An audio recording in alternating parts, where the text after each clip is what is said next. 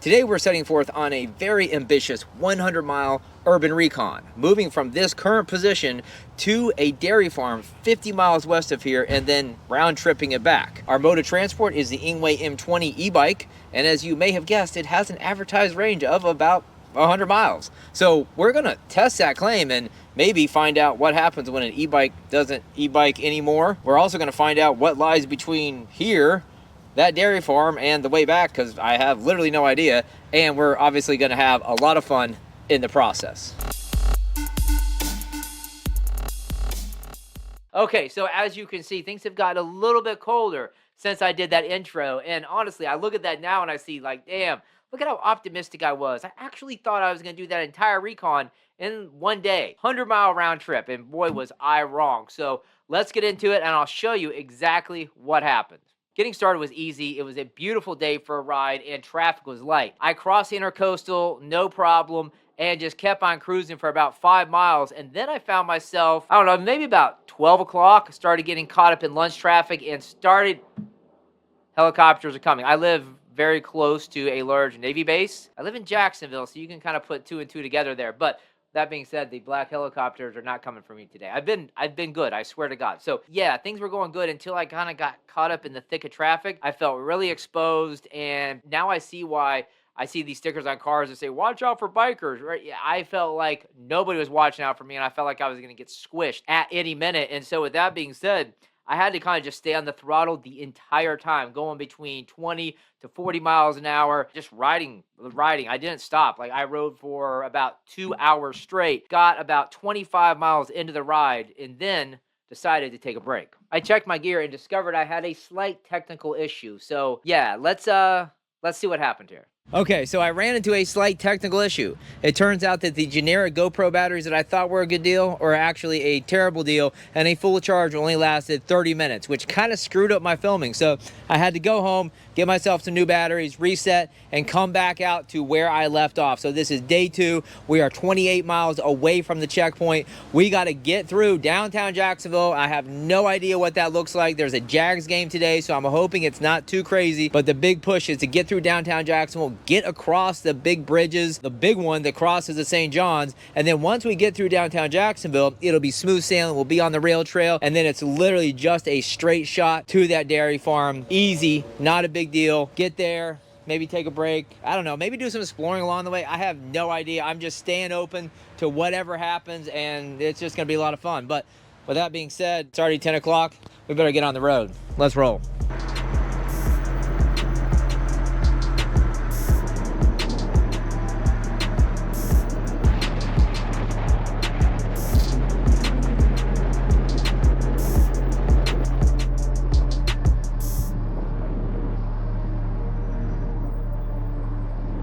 So far, the e-bike had been a blast to ride, and I could definitely see as I was cruising along through downtown Jackson, the hood, and related areas, how this would be great as a fast and silent bug-out vehicle. But then I started to run into another issue. Yeah, lots of issues, and that's why we have to test our bug-out plans, because it's one thing to assume how things will work. It's another thing to actually do it in real life. So the problem was that my battery was draining faster than I could possibly have predicted. And I started thinking, like, man, did I actually trust that advertised range too much? Is there something else draining my battery? Like, what the heck is going on here? Because there's no way I'm going to make it, you know? And then it dawned on me. This is the same thing as if I'm driving my vehicle city versus highway miles. If I'm on the throttle and I'm going top speed on this e-bike, yeah, it's going to drain the battery a lot faster than if I'm over in the slow lane driving Miss Daisy style at 10 miles an hour, because the advertised range, really what they promote in Engwe for the M20 is a 100-mile range. And that's obviously at a much lower gear versus the higher gear that I've just been running at. But the problem with the battery draining was not like my biggest issue. There was something else going on too. Let's just say the bike started to act like it had a mind of its own. Yeah, let's talk about that. Okay, so here we are. We're still on the Recon trying to get this figured out 2 weeks later. So what exactly went wrong? Well, let me fill you in. So I'll be honest with you, I got a little scared. I honestly thought the battery was going to catch on fire, and I didn't quite understand what was going on at first, because I'm cruising down the rail trail, feeling pretty good. I'm hitting about 30 miles an hour, and suddenly my speed just dumps down to 10 miles an hour, and I can't go any faster. And I'm like, what the heck is going on? Well, what was going on was I ran this bike for an hour and a half straight at top speed, and that's probably not good to do to an e-bike. Probably not designed for that. So the e-bike was actually just kind of throttling the speed to save on the battery and prevent it maybe from catching fire. So I don't know. I headed home. I let the bike take a break for a couple days. I got it all charged up, and we're back. And this time I got Austin with me. We're going to knock this out. We're going to get to the dairy farm, and we'll check in when we get there. Let's roll.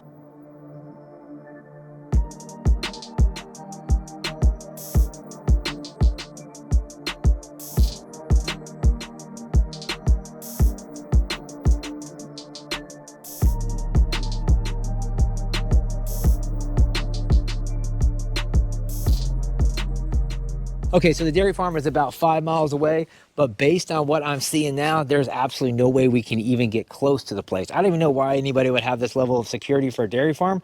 Maybe it's a secret CIA interrogation site. I don't know. But I did find this wood line with this creek right here, which is pretty nice. So we're going to chill for a minute. We're going to get rehydrated. We're going to charge up the devices. And I realized that I actually have a really cool way to charge. I got a 15-watt solar panel from Sunjack. Dude sent it to me for review, and I'm pretty excited to try it out because without that, I didn't really have any way to charge my devices, and I kind of needed a map to get back to where I came from. So we're gonna get these things plugged up. We're gonna get it charging, and I kind of like to get an opportunity to verify the advertiser's claim because the guys at Sunjack are like, hey, our solar panels are so effective that it's basically the same as plugging it into a wall outlet. Now, that sounds pretty crazy. I don't know. We'll find out, but we're gonna chill and take a break, and then we're going to get back on the road. Yeah.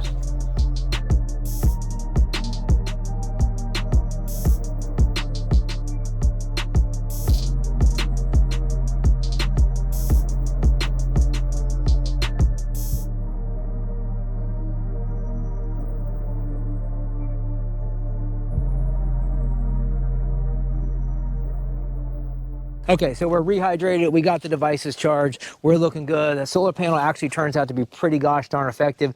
Even with limited sun just coming down through the trees, it actually charged pretty nice. So we'll see how it works. I'm going to do some testing. And yeah, just stay tuned for a video. I'll have a full-length video on solar charging and this panel from Sunjack. They're actually sending me a bigger one that's 40 watt. But this one seems to be working pretty good. So next move, get back on the road and get back to our vehicles. We got about 20 miles to go. And we did notice that the hub motors are getting kind of hot, and we've been riding these bikes pretty gosh darn fast. So I would be blown away if like the battery caught on fire, but I mean, stranger things have happened. Don't those Teslas catch on fire quite a bit? So I don't know. I've learned a lot about e-bikes, so I can definitely tell you that. So we're gonna get back on the road, and while we're driving, you guys can enjoy some cool footage of the bikes in action, and I'm gonna give you some information on the specs, what the bike can do, what it can't do, and give you guys a little idea on what I've learned owning an e-bike and riding it, I guess now almost 300 miles. Okay, so as we're riding back, let's talk about the bike. And I'm just gonna break it down into some high-level bullet points, stuff that I like, stuff that I thought was cool, stuff that wasn't so cool, and we'll go ahead and get started with the stuff I keep mentioning, right? It's fast. It's actually faster than advertised. I got this thing up to 40 miles an hour after tweaking things a little bit, and I'll share a link to that video down there in the description. The advertised speed is like 28 miles an hour. It actually like easily breaks 40. So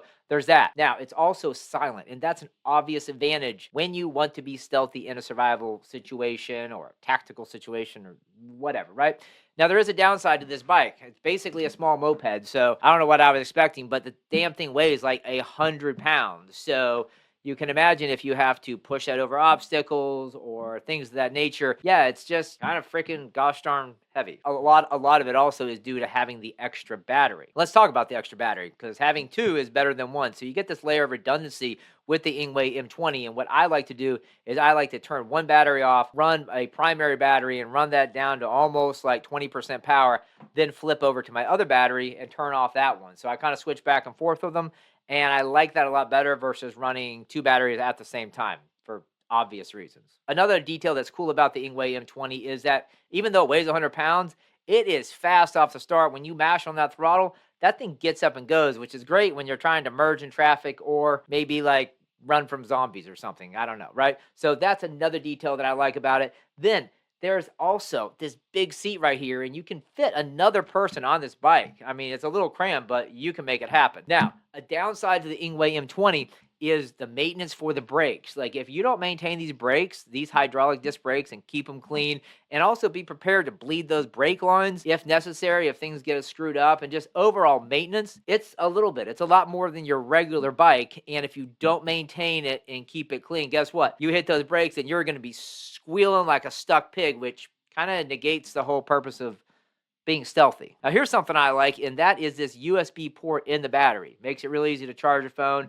and you don't really have to worry about carrying another battery pack with you. Now, granted, it's going to use a little more of the battery, but the drain on the battery from a cell phone, pretty minimal. And then finally, and there's probably more stuff to mention here, but I really do like these two headlights. They are big, bright, and they, you can kind of angle them a little bit. So it just really lights up the way, and I do like that feature along with the tail light, because I also like to be visible on the road. Now, in maybe a tactical situation, I would black out that light. Maybe I would remove the light reflectors on the wheels. But these are little things to consider if you are deploying the bike in a situation where you need to be absolutely stealthy and low profile as much as possible. Okay, so here we are about 3 weeks later, and I've put almost 300 miles on the bike, completed the entire recon, had a blast along the way, learned a ton about the bike, and now that I have this many miles on the bike, I kind of consider myself to be an expert on the Engwe M20, if not generally knowing a lot more about e-bikes than obviously what I did in the beginning. And that's why, obviously, you got to go outside, touch grass, and actually execute on those bug out plans that you have, because in my brain it was like, yeah, get on the e-bike, 100-mile round trip, no big deal. Maybe that takes like 4 or 5 hours, maybe 6. And boy, was I definitely wrong. So of course, along the way, I've learned a lot. And here's the first thing I learned. The advertised range is going to be a big variable depending on how fast you ride the bike, how much weight you're carrying, and how much you're on that throttle. Period. Point blank. That's just what it is. Now, if you're on the lowest gear, you might get 100 miles out of a single charge, but that doesn't count how much gear you're transporting. But you just riding the bike, I could see it on pedal assist 1 getting 100 miles for sure. Now, the next point to consider is running the bike in top gear for extended periods of time. Yeah, I don't think that's such a good idea. So what I would do next time is take more breaks, and that motor was getting hot as hell. So I think it was actually just kind of throttling itself, like I said before, and preventing it from catching on fire or something. I don't know. I mean, it's just probably not a good idea to run it at top speed for hours on end. Now let's talk about the brakes. Like I mentioned earlier, there is a little bit of maintenance that you need to do there just to maintain them. And overall, an e-bike is more complicated than your traditional bike, so you need to be able to maintain it. You need to get familiar with popping the wheels off, putting them back on, cleaning those discs, and just overall care for your e-bike. And then, of course, we all have the big question is what happens if the e-bike dies? Well, I'll be honest with you, I couldn't get the damn thing to really die. I mean, I kind of did, where it really wasn't working because I had been riding it so hard, but actually getting the battery to die, I had to simulate that, right? And what does that look like? Well, imagine pedaling a 100-pound bike with a backpack on. You can kind of imagine, right? It's pretty slow going. As long as you're on flat terrain, not a big deal. But if I had to ride over hills or any sort of rough terrain, I'd probably be pushing the bike. So obviously that's one downside to it, but this can be easily avoided by just staying within the range that you know your e-bike is good for and giving yourself a good tolerance. Don't run it out to the edge of the battery and then think like, hey, I'm going to be all good, and then your battery dies. But yeah, you can absolutely operate the e-bike with a dead battery. Not a big deal. It just, in this case, weighs 100 pounds, and you just shift down like into the highest gear, give yourself the most spin, and you can tool along maybe 5-10 miles an hour if you're lucky. And one thing to say here real quick is I'm very grateful to the guys at Engwe for sending me this bike for review. This is not a paid promotion, but it's a barter promotion. They sent me the bike, and I said, I will hook you up with some social media content. So yeah, relationship's working out good so far. We've even sold some of these bikes through the affiliate links, which is great because I earn a commission from this, which helps me create more content, and it just supports the channel. So if you're interested in this bike, got the link down there in the pinned post in the description. Go check that out, and I hope to see you in the next video. Of course, that might not happen if Putin fires up the nukes and kills us all. So go check out Canadian Prepper, and he'll fill you in on the latest levels of doom and gloom. See you next time.